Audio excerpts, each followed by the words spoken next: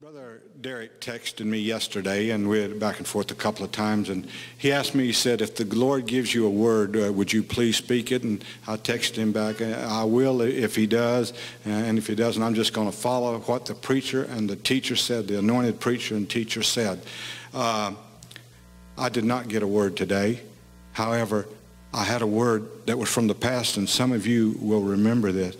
And before I go to that, what we do in secret in the fasting and prayer, I believe that God's talking to hearts right now. I want you to ask the Lord what he would have you to do now. As we get closer to an election time for the pastor, there's going to be collective fasting and prayer, a lot of it. And hopefully we're going to all get together and we're going to be on one page and we're going to find the mind of God and do exactly right. So with that said, we're going to be praying towards that end. So do that and talk to the Lord right now. But I've told this before, and some of you will remember, I was over there against that wall, and I'm praying and I'm seeking the Lord with all my mind, all my heart and my soul. I said, oh God, this church, we need to learn to sacrifice. Oh God, we want to sacrifice. We need to sacrifice. Help us, Lord. And that voice of the Lord, it wasn't a still small voice. To me, it was booming, and it was like God was screaming. He said, sacrifice? You're not even willing to be inconvenienced. Things changed a little bit, and for a while it was different. I think God is bringing that word back to this church now.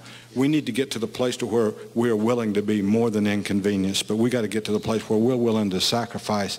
And oh God, help us. But he's brought a word from the Lord. I believe God has spoken to our hearts today. And I want to reach the place.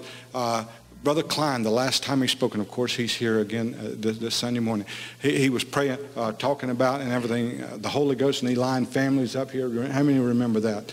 And he asked for people to, to get with some person. I got with a certain child, and I was praying. He asked us to fast so that they could get the Holy Ghost. I believe that was the wording and everything.